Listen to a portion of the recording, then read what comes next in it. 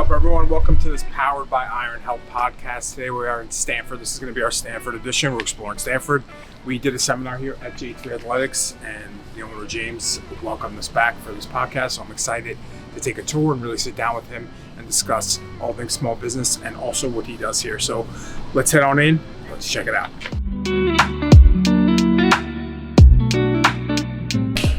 How are you? How are you? All right. This is James, J3 Athletics. Hey, guys. Well, thank you for letting us come here and do this. Of course. First things first, let's take a beautiful tour. Yeah.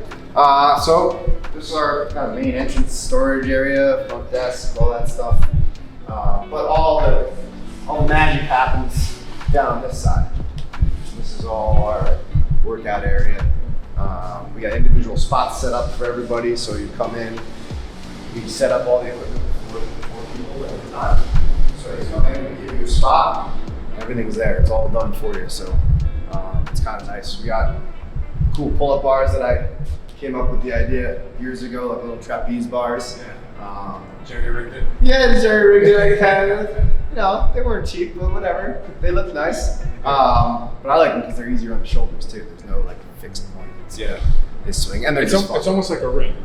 kind of like rings, but straight bar. Yeah. And then we got 2 full bathrooms, showers, all that stuff. We provide all the shampoo and whatnot. So Nice. when we did have commuters pre-COVID, they were well used. You don't have commuters anymore. Not as They're all much. working. Nobody commutes anymore. We have all the commuters still. They just don't commute. Just left here. So we actually renovated the bathrooms when we shut down for COVID. And then we came back and we're like, great, look at all these nice new showers and bathrooms. And everyone's like, oh, I don't need a shower. I'm just going home. I'm not hopping on the train right down the road. Isn't it amazing? So a couple people use them now, but they're just nicer bathrooms. Yeah. We like to keep the space very clean and bright and nice and inviting. So Yeah. the old ones didn't fit that MO, so we changed them. You know, it's funny because I went in there and I was like, when I got there, I was like, this is a really nice bathroom. I guess I didn't recognize it last time. Yeah. Well, you guys weren't here when they were the old ones. No. This was 2020. But they were like gray and the walls were like black. Yeah. Well, I feel like you changed your whole color scheme. The whole gym was changed from the way it used to be. Just very bright and inviting. Yeah. Which is key, right? It's the key. We want people to come in and smile, not be like, where am I? What's going on No here? dungeon vibes. Exactly, no dungeon vibes. For sure. Yeah, but that's the gym. It's pretty simple. We got a little locker room storage in that corner. That was the third bathroom down here that we use just to store vacuums and toiletries and all that stuff. So Yeah. pretty simple. But eventually we're going to be reducing our space to just this side. So a lot of like the front desk stuff will go away. We'll lose the garage door, unfortunately, but that's all right. I got two more doors and plenty of light in here. Yeah. So eventually that'll happen just because over the years we've gone from like a full-on CrossFit gym, like do whatever you want, go wherever you want, get your own equipment, to more of a semi-in-place model, I guess you could say, with the spots. So class sizes can stay the same, but run more efficiently in a smaller area. So we can reduce our rent by not having all this big storage room. Yeah. So eventually that'll happen. Yeah, it's a business decision. Would I like to have all this space still? Yes, of course I would, because it looks cool. Yeah. But the Looks business so side of big, me right? kicks in and says, wait a second, I'm spending how much money for that side? I could cut this back and still run the same business that I'm running now. Yeah, let's do that. For sure. I think we'll deep dive into that once we sit down. Yep. So we'll do that next week. This is a nice little tour. It is well kept and clean. So Thank you. 2 thumbs up. It's actually dirty. Today is floor day, and I haven't done the floors yet. But yeah, We won't zoom in. I'm very OCD cleanliness, like not necessarily like dust cleanliness, but tidiness, Yeah. organization. That's just my personality. So It's a good skill to have. yeah, yep. Cool. Hey everyone, welcome to today's episode of the Powered by Iron Health podcast. Today we are in Stanford at J3 Athletics. Before we dive into it, just want to touch base that our mission is really to create a community that raises the standard of small business. We're going around interviewing small business owners because small business is tough and we need to be a solid community together for the same goal. So hopefully we deliver knowledge. And I got James here today. What's up, man? How's it going? Good. Thanks for letting me come in here. Of course, I'm happy to have you guys. Yeah, it's cool. It's a cool spot. It's Stanford's an interesting place too. You like it? Stanford, I mean, I grew up here. Really? So we moved here from Yonkers when I was 3, and this has been my home ever since. I went away to college for 4 years in New Hampshire. Couldn't find a job after that, so I moved back home and just kind of fell in love with the city. And the city itself has come so far since I was a kid. Like, there was nothing to do when we were kids. Now there's bars and restaurants and gyms and all kind of fitness studios and stuff like that. And, you know, it's really grown as a city. It's been fun to watch, and I'm happy to be kind of part of the small business community that is Stanford. Yeah. You know, they have the big businesses of UBS and RBS that were here and whatnot, but, you know, it's really a city that's driven by small, locally run and owned businesses. So it's nice to be a part of that. That's awesome. Before we dive into specifics of what J3 is, growing up at Stanford, what was the biggest change you've seen from then and now? I mean, literally just the amount of things that you can do in Stanford. Yeah. What did it used to be like? When I was growing up, there was Landmark Square that you can kind of go down, and there was Cove that you can go down to the beach and stuff. But, you know, we hung out at gas stations in high school. Like, really? So yeah, we would go hang out at the gas stations or like go down to Cove a little bit for whatever you wanted to do. And there were restaurants and things, but not anywhere close like it is now. You know, when RBS and UBS came in those years, the downtown really started booming. Now you have Harbor Point, where I think you guys opened your office. And it's just really anything that you want to do, you can do in Stanford or around Stanford. We have the beaches, we have the parks, we have restaurants, we have bars, we have boating, we have, I mean, there's rock climbing down in Mayanas Park if you wanted to go down that way. Wild. So, so it's really, really come a long way in terms of just a lifestyle that you can kind of build just in this small city. I mean, it's not that small, but it's smallish city. It's pretty big, I feel like, in relation to other places. To local places, yes, but I always compared it to New York City. It's I mean, it's like in our backyard. You don't want to live in that big city. You know, we're only 45 minutes away by train and by car if there's not so much traffic. But and the convenience of New York City is always nice. But you'll find when you live around here, you don't go to the city that often because it's just there. Yeah, exactly. It's not a cool thing. Like, oh yeah, I'm going to the city. Whatever. Yeah. It's almost. I almost try to avoid the city if I can. Yep, I used to go down for Ranger games. Okay. I did season tickets for the Rangers for a while, and so that was really the only reason I would go to the city. Or if my wife wanted a nice date night or something, we got tired of local restaurants, we'd go down there. But yeah, I don't.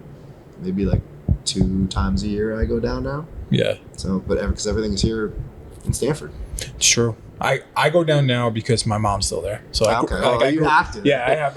My parents live a quarter mile from me, so that's you grew up. I don't here. have to go anywhere. Wild, man. What was in the downtown like when you were growing up? Because I feel like I look at it now, it's just like these massive like skyscrapers. Almost. Yeah, a lot of businesses, like small businesses and things like that, were down there. I mean, yeah, there were restaurants and bars, but they were much fewer and far between, and so there's a lot of all local businesses, manufacturing, stuff like that. Really? And that's really Stanford's kind of history. They had the Yale lock shops and all that stuff. So there's a lot of manufacturing businesses, small businesses, things like that. But restaurants here and there, but nothing like it is now. Interesting. Yeah. So tell me the story about J3. Like, how did you find it? How did you create it? We got plenty of time. The history of what this space was, because I have, I actually know the space before it was this too. So I'm curious, of your origin story. Let's say that. All right, we'll start at the beginning. So my fitness journey really started in college. I grew up playing hockey all my life. Went to college, didn't make the team. So I was playing club hockey, pickup hockey, like intramural hockey. Mm-hmm. And the team we had was pretty competitive, like, mid-20s, early 20s kids, some college kids. But there was this guy on our team that was pushing 60 years old, and he could skate with us. He wasn't an NHLer or anything like that. He probably played D1 or D2 back in his day. But he could keep up with all the 20-somethings. And I was like, man, I would love to still be playing, not necessarily competitive hockey, just any kind of hockey at 60 years old.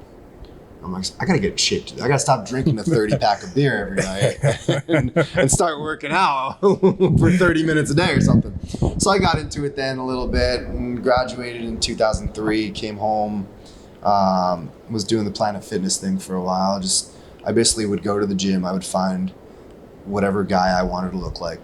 At the time, it was big dudes, like big, strong dudes. And I would basically follow them around the gym. So if they did 3 sets of 10 on the Smith press and squats, when they were done, I would get on and I would do 3 sets of 10 or whatever it is. So I didn't really know what I was doing. I just followed somebody. And then I was playing hockey again, and one of the guys on my team was shredded, like absolutely shredded.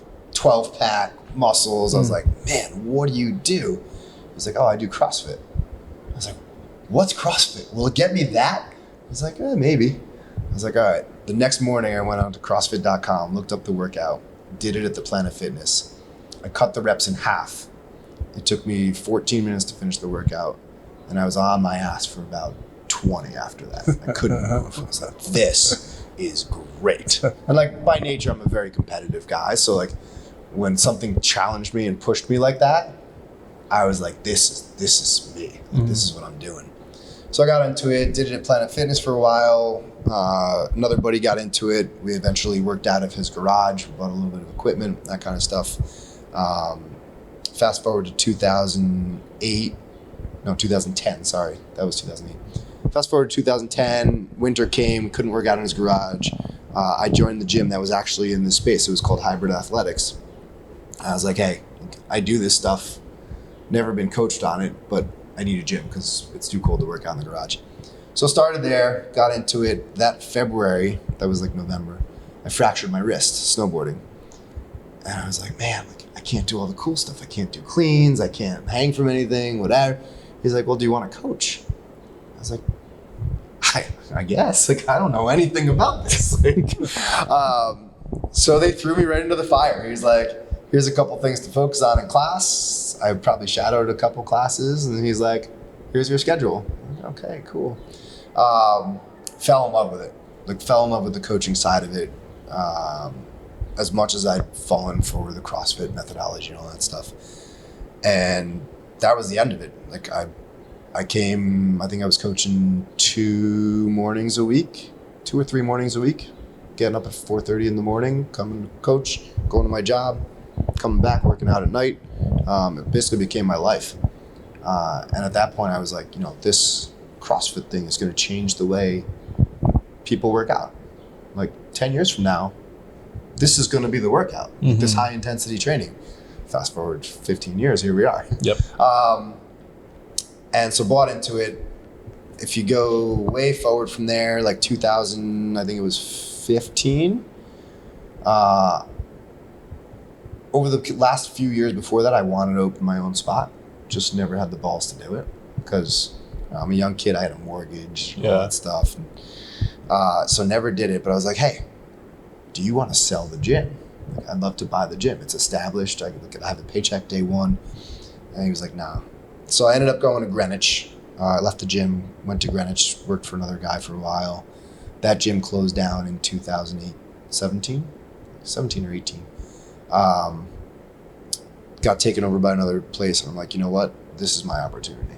Like, I either start a gym now, or I'm never gonna do it. I was getting to my late 30s, and so I brought back. I met with a guy that was the head coach here at Hybrid for many years, Tim Burke. I met with him. I'm like, look, I want to start a gym. I think he was in New Canaan at the time coaching. I want to start a gym.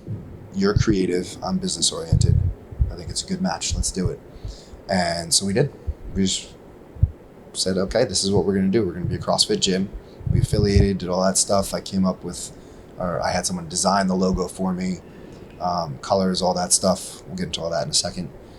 And that was it. 2018, we opened in January. Took a week to build out, and we were a CrossFit gym.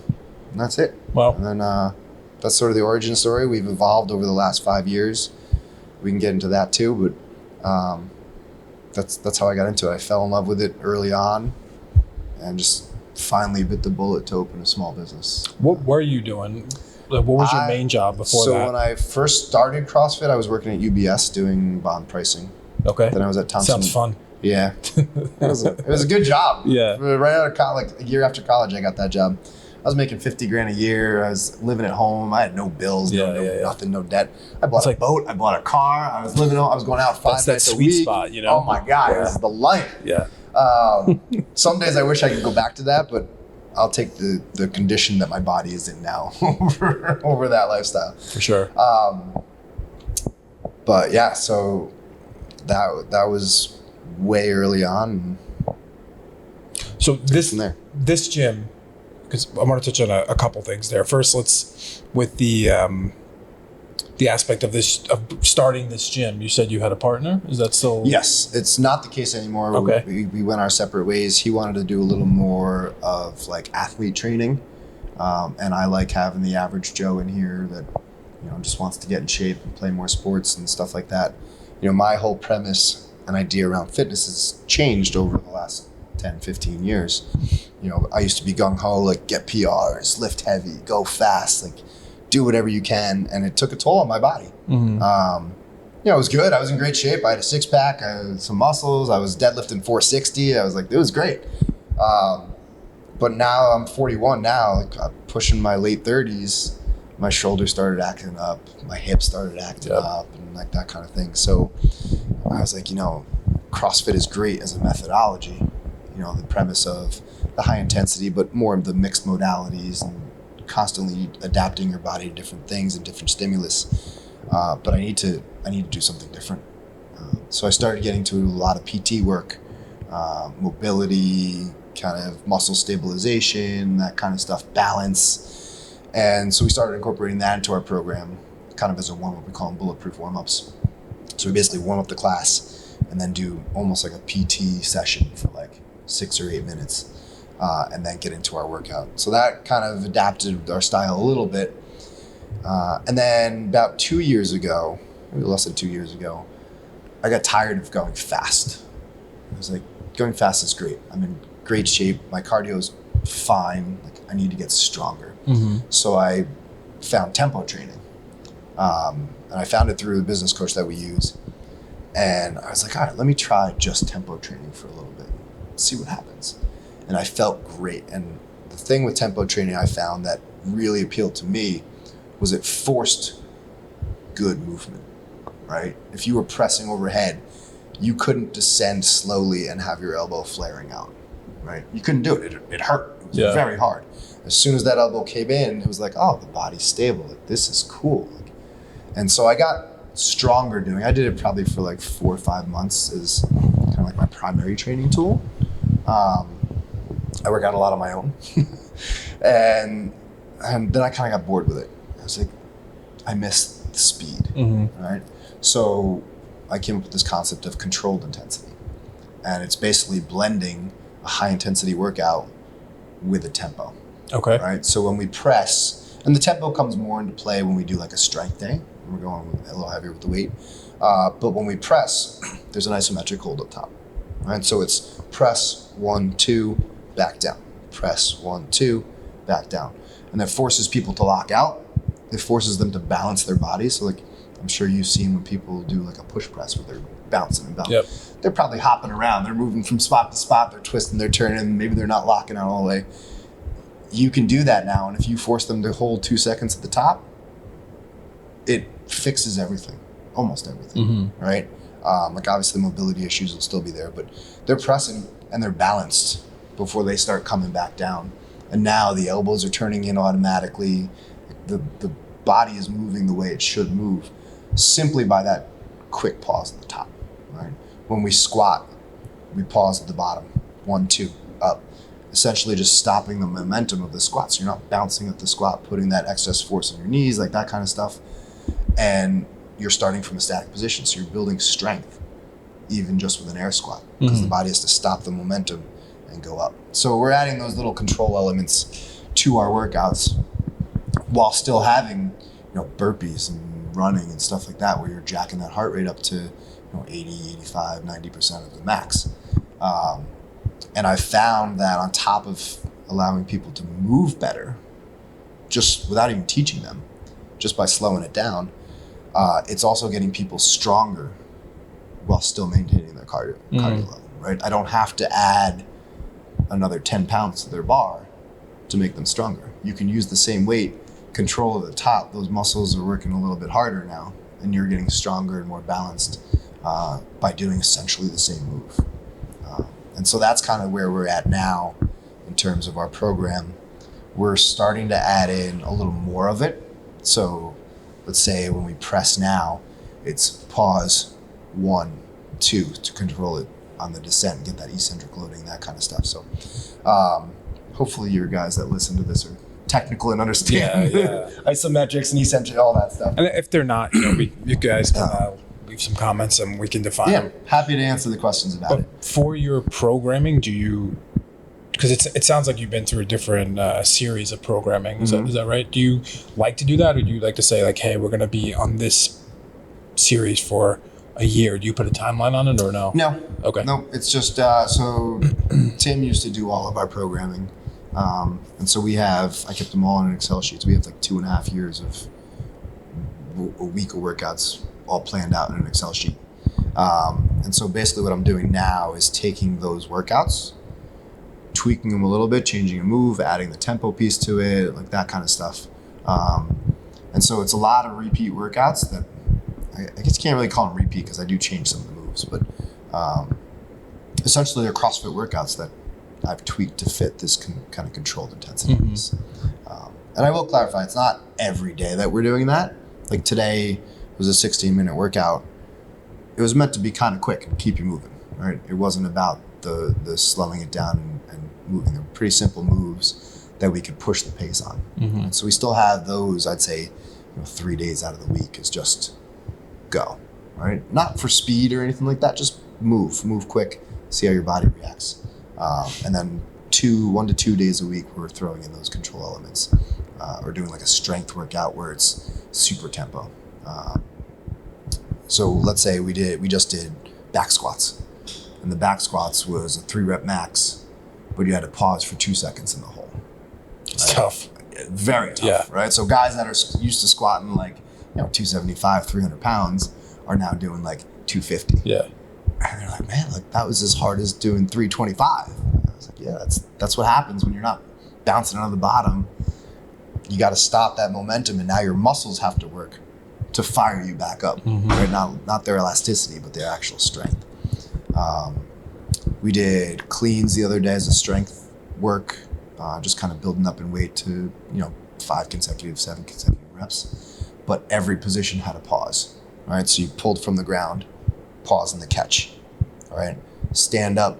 I think we added a press into it, so it was press, pause, back down, pause. And it was creating that time under tension. So if you were doing 5 reps, you had that weight on your body for almost a minute, as opposed to 20 seconds to do a normal 5 reps. So that's really where we have the tempo training in, is when we're doing like a strength day or something like that. Yeah, that sounds intense. It gets pretty spicy. Yeah. When we first started introducing it, people were like, what the hell? Like, cursing you out. Yeah, they were really cursing me out. They're like, why can't I just go? Because you're moving better now. Yep. We have an athlete in here. She's a phenomenal athlete. Always moved well. Now she's bought into like the control pieces, and everything she does now has that little pause, and her movement is so crisp. And I said it to her the other day. I was like, your movement looks phenomenal. Like, it always looked good, but now it looks phenomenal. Like, she's not going to get hurt. I know that. Whatever weight she lifts, because it looks so good. And it looks good at empty bar to 115 pounds. It looks the same. Yeah. And that's kind of what I want for everybody. It's like, no matter what you have on that bar, just move with intention, right? Move well. And that's going to help you in the long run. 100%. Yeah. So where do you see the shift then going for the future? Because you said before, when you first did CrossFit, you were like, wow, this is going to be the future, which it did. It completely disrupted the industry, right? Yep. Where do you see it evolving to next? I see it evolving in the direction that we're kind of going. A lot more focus on balance and stability while still incorporating that high intensity. Everybody knows that high intensity works, right? It's, in my opinion, and I think a lot of people's opinion, the best way to work out if you want to really get in shape. Yeah. Right. Obviously, there's a nutrition side and all that stuff, but for your fitness side, like if you want to get in shape, high intensity workouts are the way to go. The problem became with CrossFit specifically, because that's my background, is so many gyms opened up and so many people focused on that intensity and the weight that people were getting hurt. You know, CrossFit has that reputation of it hurts people. Mm-hmm. No, the way CrossFit is implemented can hurt people. CrossFit in itself and its methodology is very good for you. Building that range of motion, building balance, building strength, like building endurance, like that kind of stuff. The methodology in itself is phenomenal, right? They hit the nail on the head. And I hope that methodology continues forever, right? Because I think future generations will really benefit from the high intensity, like mixed modality type of workout. But where I see it changing is adding in those elements of control, adding in a little bit more PT work to make sure your body's stable and strong enough with the ligaments and tendons to support what your muscles are doing. Yeah. Right. And so that's kind of the way I see things going. I'd love to say we were at the beginning of the trend, but I stole all my stuff from other people. Mm-hmm. You know, I'm kind of like a student of fitness. Like somebody says, hey, you should try this, I'm going to try it. Yeah. Like we just introduced landmine training to our classes because I saw it online. I was like, those look cool. Yeah. And I was like, look, there's a company called Landmine University. I can do a clean and jerk on a landmine without having the limitations of mobility, right? You try to get like a new person to get a bar and hold it with their elbows up sitting on their shoulders. 95% of the people won't be able to do that. Absolutely. Right? Unless if they've been doing it before.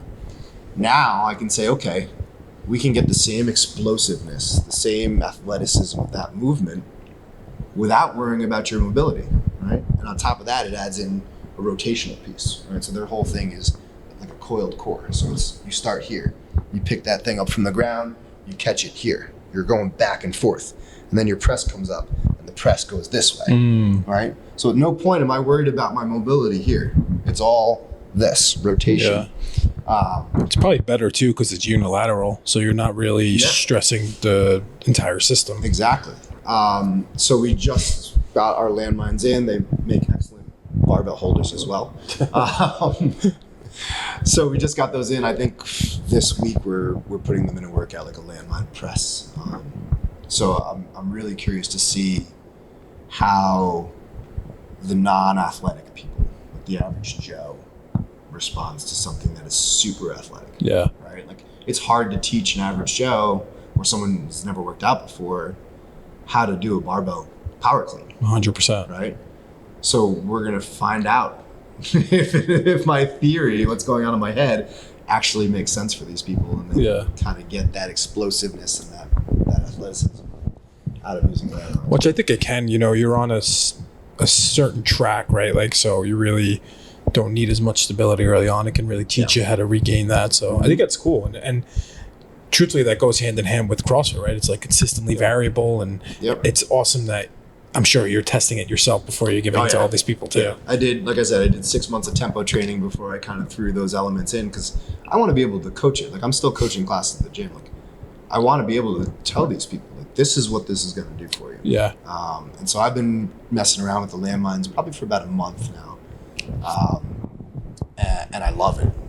I have mostly because I hate barbells in the rack position. I have a protruding collarbone. That anything over 95 pounds in the rack position is just miserable for me. It hurts. It hurts. I mean, I haven't done a heavy front squat in 2 years, maybe, just because it hurts. And like, I'm at that point in my career now where I'm like, I don't want to do anything that hurts. Yeah. Right? I'm going to do things that are going to make me athletic and stronger. But if it hurts, I'm not going to do it. Yeah, modification's key. Yep. And so we'll see. We'll see how that goes. I think people will take to it pretty well, just because it's a lot of fun and it like kind of makes you feel badass. Like when I first started CrossFit and I got into doing power cleans and snatches, I was like, this is a badass move. Yeah, I feel like I'm on top of the world. I can do anything. And so it's kind of the same feeling I got from that with doing the landmine work is, man, like, this is explosive. This is powerful. Like, I feel super strong doing this. And I got like a 25-pound plate on the bar. It's not a lot of weight, but I feel like I could conquer the world. And so, yeah, so I'm a student of fitness. And, you know, if you came to me and said, hey, I have this new fitness thing, you should try it out, I'm going to try it out. Yeah. Because ultimately my goal with this business is to help people become athletic, become able to do things that they weren't before, right? The whole premise of J3 Athletics was be athletic, live active, right? I tell people I only work out like 2 days a week, maybe 3, but I cycle, I rock climb, I play golf. I'm always on the move, and that's what I want for people. Right? Like, don't spend your life inside the 4 walls of a gym. Yeah. Use that gym as a means to an end, right? Be able to go for a run if you want. Be able to go hiking with your kids on the weekend and carry them on your back the whole time. Right? You want to play sports that you played when you were in your 20s? Like, you should be able to do that. And all of that stems from the mentality of playing hockey with that 60-year-old guy saying, hey, like, that's the end goal. Yeah. When I'm 60 years old, if I'm still playing hockey, I've had a successful life. That's awesome, man. You know, that's a great vision, and I think that's anyone can relate to that, right? Like, it's not just fitness to be the fittest, but it's fitness to make sure your life is going amazing. Yeah. To make sure that you can still do things as you get older. Yeah. And again, that's changed. Like, back when I started CrossFit, it was be in shape, have that six pack, have the muscles, be shredded. Never got to the shredded point, and then at some point it started taking its toll, and now I'm like, all right, well, now it's just be able to live. Yeah. Like, I got 2 young kids, they're 4 and 2. Like, I'm 40 years old. I'm an older parent for a 4 and a 2-year-old. I want to be able to, when they're 16 and playing sports, and like, hey, you say, hey, Dad, let's go throw that ball. I can go outside and I can throw the ball with them for an hour and a half and not have an achy shoulder the next day. Right? That's kind of the end goal for life. Really. I love it, and I think the landmine will help you get there. It sounds like it's very I hope so. along that path of functionality. And I'm sure it might go the way of the tempo training where I did it religiously, and that's kind of like the only barbell move I would do. I'm sure at some point I'll go back to doing cleans and stuff like that. But maybe not. Who knows? We'll see. Variability. Yeah, variability. Always got to be changing it up. Of course. For the story of J3, I want to kind of go back to that story. Mm-hmm. When you said you came in here with a partner, his name was Tim? Yeah. This used to be a different gym. So, like, what did that look like? How did that process unfold? And because you said you initially came to the guy who owned it, and he didn't want to sell. That was a few years before. Like, I had spent a few years in coaching in Greenwich, like in between those 2 periods. Okay. So I met with Tim the first time. He's like, yeah, let's do it. Like, gung ho, I'm into this, because he always wanted to start his own spot. And so we were looking for spots all around Stanford. We had found a spot down on Research Drive, like literally 3 minutes from here, 4 minutes from here. And we were trying to negotiate the lease with them. They had to build up bathrooms, and they're like, you build them out, we build them out, blah, blah, blah. And at Hybrid, there used to be a guy that lived, there's a back room. You guys didn't see it because it's not part of our spot, but there's a back room, like we call it the dungeon. It's got like 7-foot ceilings. It's all cinder blocks. It's kind of yucky looking. We called him the dungeon dweller. There was a guy who lived there. Lived there, yeah. Like, so legitimately. Yep. Okay. There. And it turns out he had established a really good relationship with the landlord here, and he was also a realtor for commercial space, for like, industrial commercial space. And so he was living by a sword, man. Yeah. Well, I mean, he's moved up from the dungeon at this point. All right, good. Yeah, he's got a house and a family in Manila. But he happened to be, when I was looking for space, I recognized his name. So I reached out to him like, hey, we're looking for industrial space. I'm just reaching out to individual realtors, but if you know of something, let me know. So we're working on this lease at another spot, and he calls me up on a Saturday night. I was out having some drinks with my family, and he was like, hey, Hybrid's become available. I was like, what do you mean hybrids become available? Like, they're running a business and whatever. He's like, nope, they want out. They're moving out of that space. But they just signed a lease and the landlord won't let them out until someone else comes in. I was like, all right. So Sunday morning we were here. He's like, all right, look at the space. They had 6,000 square feet. They had this whole building. Oh, really? Yeah, it was big. Damn. And so I was like, all right, I need you to put a wall up here. Like, we can't pay for this whole thing. So that's the space that you guys saw in the video is kind of what we agreed upon. And that was it. So they needed like a month or two to get out. And we came in, I think it was January 10th or something like that. Built the whole place out in a week. It was very dungeony. They had like track lighting around that had all different bulbs and stuff like that, and it was cool back in the day. Yeah. Like, I loved the vibe of hybrid when I was into like CrossFit lifting and all that Well, it's stuff. one of the original CrossFit One of the gyms, original ones, yep. They got big into strongman was their big thing. You saw the tires when we walked in. We kept that strongman element for pretty much until now. We still do tire flips and stuff like that, and we'll do keg carries and things.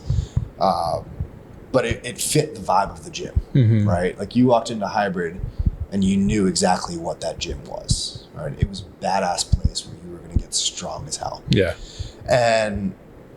But it wasn't my vibe. Yeah. My vibe had changed. Mine was like bright and cheery and like have fun. Like, this isn't a place where you're going to come and like deadlift 600 pounds in 6 months. Like, you're going to come here, you're going to be in shape. Like, again, we used CrossFit.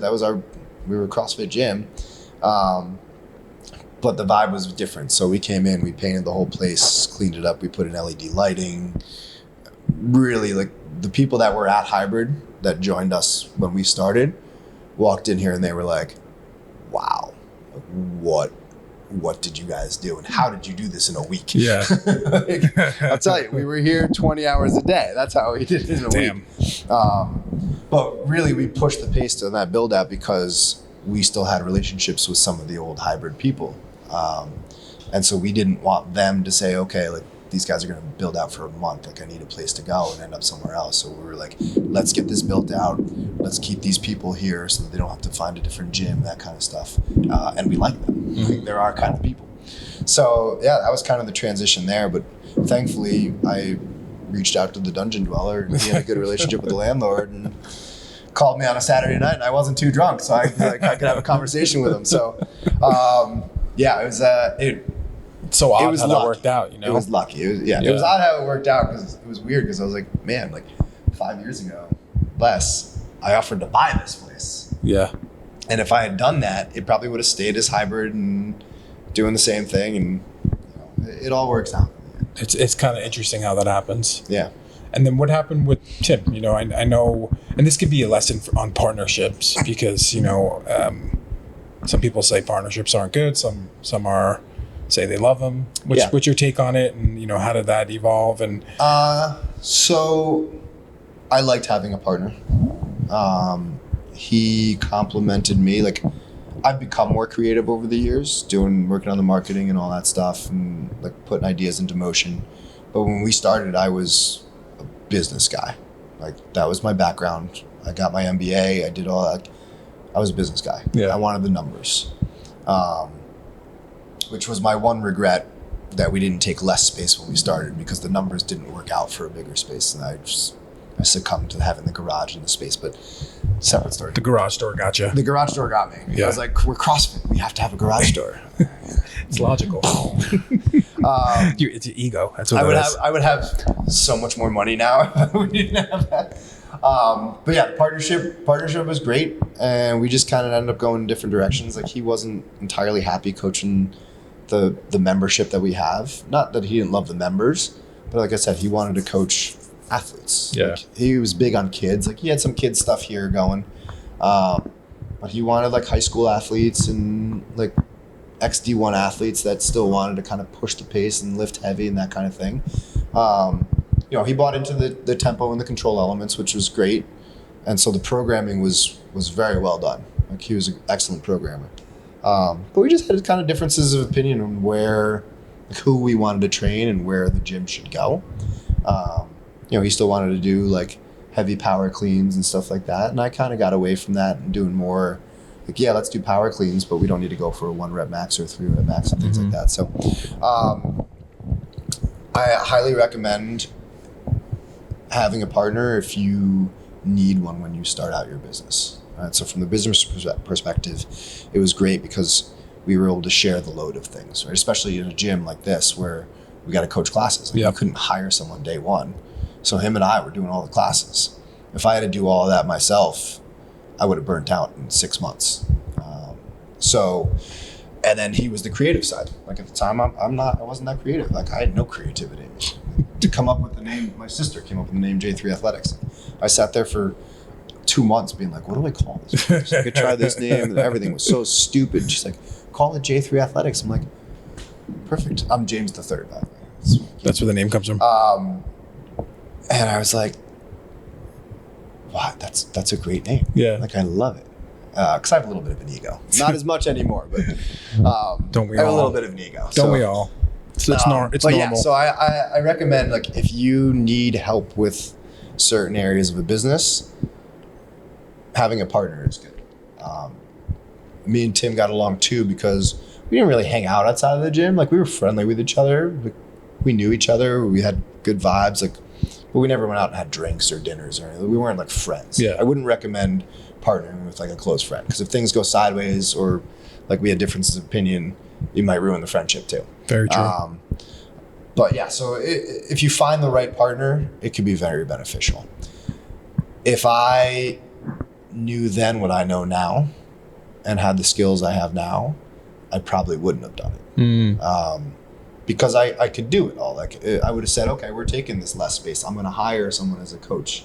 All right. Like I know more coaches. I know more people in the industry. I probably could have brought someone in and say, hey, I need you to coach 8 to 10 classes a week, something like that.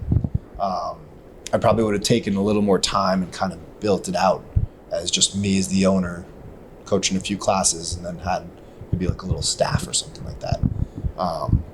Would it have worked out financially? I probably would have had to put more money into the business up front. But I think that's like knowing what I know now, that's how I would have done it. What were some of the biggest lessons you learned? Over the years? Yeah. Let's say like 3 to 5. All right. Let's see what time it is. So it's funny. I just did a couple little seminars and presentations for Norwalk Community College for their exercise science program. Okay. And some of the lessons that I've learned and that I presented to them were work backwards in your business. That's probably the number one thing I've learned, at least from the business side over the years, is when you're starting out, think of where you want to get to. Right? So if you're doing private training, think of how much money you want to make a year. Right? If you're running a gym, think how much money you want to take home. Right, or how much you want to reinvest in. Have a number that's kind of the end goal, right? Short term, like year or 2 years, something like that, and work backwards from there, right? So if I had done that, I would have said, okay, I want to take home $30K a year. Nothing crazy, just something to help pay for the kids' college or put them through sports or something like that. I want to take home $30K a year. So now I'm going to work backwards, right? How much money does the gym need to make for me to make $30K a year? How much can I pay staff? How much can my rent be, right? That kind of thing. And then what does my membership number need to look like? Do I want a big gym? Do I want a little gym? Like that kind of thing. And then how much do I need to charge for membership, right? Like the charging for membership or charging for your private training or your hour sessions should be almost the last number that you come up with, right? So if I did it again, I would have said, okay, I want to make this after year 2, okay? By year 2, that means I need to have this for staffing. How much can I pay staff? Are they full-time or are they part-time? I can have this many classes so that people aren't burning out. I can have this much space because my classes need to have 16 people in them at this price point to make that money so I can make $30K, right? If you're not analytical, hire someone to do it. Yeah. Right? I love Excel. Like I would have had a freaking whole 10-page Excel spreadsheet built out. And I did that for this gym when we first looked to see if we could afford it. But I worked the other way. I was like, okay, we're going to charge $150 for the membership or $180 for the membership. here are my expenses. I need X number of members to break even. Right? At the time, I think when we started, I needed 45 members to break even. I was like, great. How fast can I get to 45 members? And what you don't think about is it's always going to take longer than you think. For sure. I think we got to 45 members after a year, maybe a year and change. I'm not a great marketer, so that probably helped kind of slow that down a little bit. But yeah, I would definitely work backwards. Reverse engineer. Yeah, reverse engineer so that you can hit the goal that you want to hit, right? And then you got to figure out how do I do that? How do I get to those numbers? And that's the marketing side of it. The marketing side, I'm still not great at it. I'm still learning. I'm still adapting. But the next biggest lesson I've learned that I'm still learning is you have to put plans into action. Okay. I've become more creative over the years. I've had some great ideas for marketing plans or gym ideas, concepts, layouts, things like that. But I'm not a big take action person. I'll do it, but it's not my forte, right? I can now come up with the ideas, think of the concepts and things like that. But what I need to do now is hire someone that says, okay, I could take that plan and I'm going to go out tomorrow and execute on this. Because for me, I'm such a perfectionist. And until that plan is perfect, which it's never going to be, I won't execute on it. Right. And I've done it over the years. Like, it's not like I don't ever execute because I'd have no gym. But I could be a lot better than that at that. Or I could hire someone that's good at that. That's their forte. They maybe can't think of the ideas, but they're going to go do it. And get it done. And I could say, hey, here's my idea. Tweak it if you need to. Here's $1,000. Go. And if you need my help, I'll help you. Right? If we're going out scavenging the town, I'll come with you. But you need to execute on this. And so I've tried to do it myself. We're getting there. Yeah. Well, that's good. You know yourself. So I think that's an important I've learned aspect. a lot about myself over the last 5 years. When we first started the business, probably a year or two in, my wife goes, "You have changed so much." Oh yeah. And I was like, "Is that good? Are we staying married? please don't divorce me." She's like, "No, for the better." She's like, "You're a lot more creative and that kind of stuff." So I always say owning a business is the quickest path to personal development because it's all on you. 100%. It's all on you. 100%. Yeah. Yep. And I didn't have to do it all because I had a partner. Yes. Now I have to do it all because it's just me. I had coaches and stuff, but I think I'll develop even more 5 years into this thing because it's just me. And I don't have a choice. I can't say, hey, go program some workouts or go do this podcast or something like that. It's all on me. So I'm going to have to do that stuff. Yeah. To make the gym successful. Right. And then another lesson I learned is success is a matter of your own perspective. Right. When we first started, I was like, man, we're a CrossFit gym. We got to have 200 members. It's going to be awesome. I have relationships with guys that have owned 200 member gyms, and the nightmares that they talk about in those gyms are not worth it to me. And so we had talked earlier about us reducing our space because I don't want a 200 member gym, right? I mean, I think to be successful in the space we have now with the rent that we're paying, I need 150 people, 160 people. If we can reduce our space, reduce our rent, I probably need 100. And that to me is a lot easier to manage. I don't need a staff of 6 or 8 coaches. I need a staff of 3 or 4 coaches. Right? Yeah. I don't have to deal with that headache. I don't have to deal with 50 of my members saying, hey, I don't like this or I don't like that. I don't have to deal with it. As 100 people, I'll get a couple complaints, right?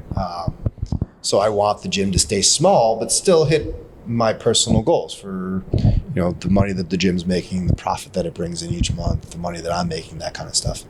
And so that's, don't go on Instagram, see a gym that's 6,000 square feet and has 400 members and be like, oh man, that looks so glorious.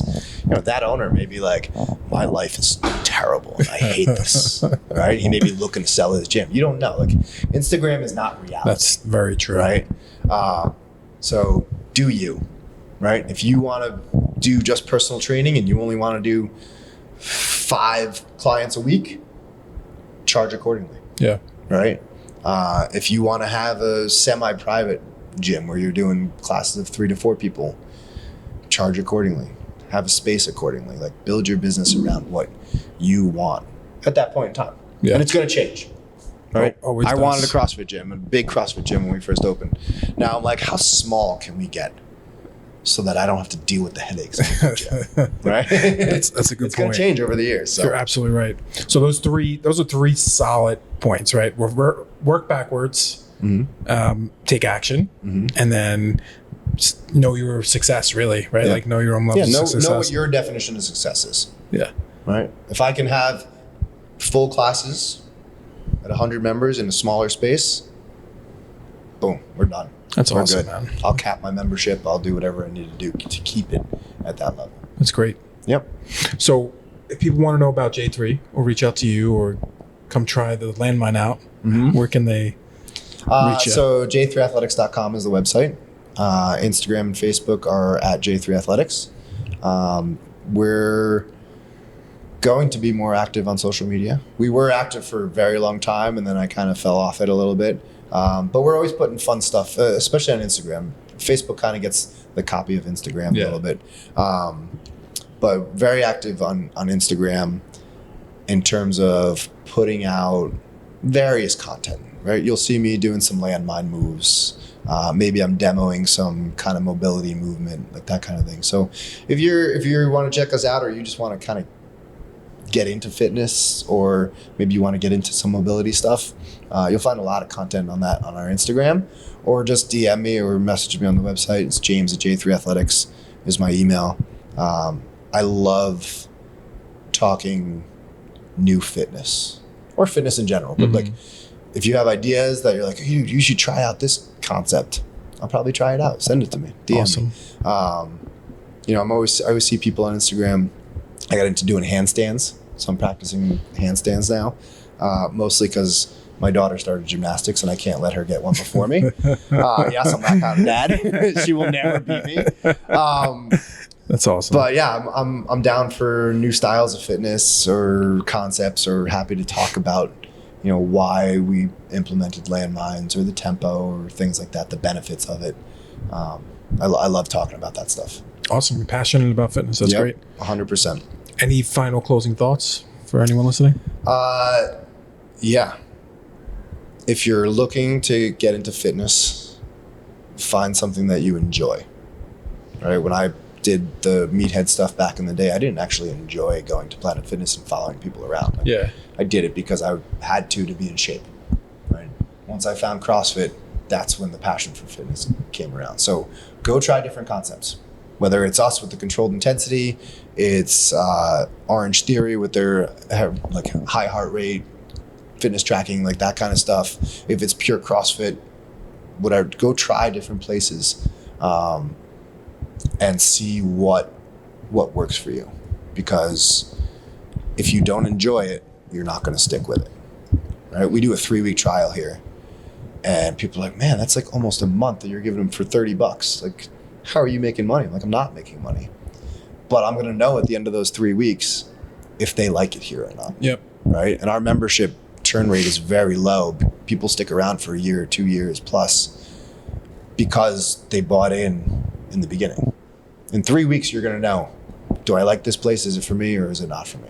Yeah. You get the vibe of the people. Do you like them? Like that kind of stuff. So if you're getting into fitness, go find different places and find places that you would like.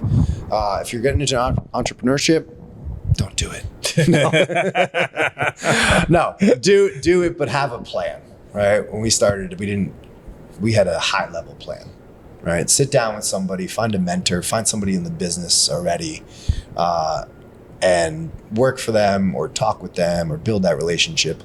Don't just dive in head first, right? I say take action, but have a plan to that action. Don't just go in because it's not going to work out for you. All right. So yeah, those are my advice to 2 different types of people. Yeah, no, they're great advice. So there we have it, guys. If you like this podcast or you got value, please share it, like it, comment. If you want to see J3 Athletics, come on down. What's the address? 7 Hyde Street in Stamford. Stanford. So let's check it out. Thanks for watching. Thanks, guys.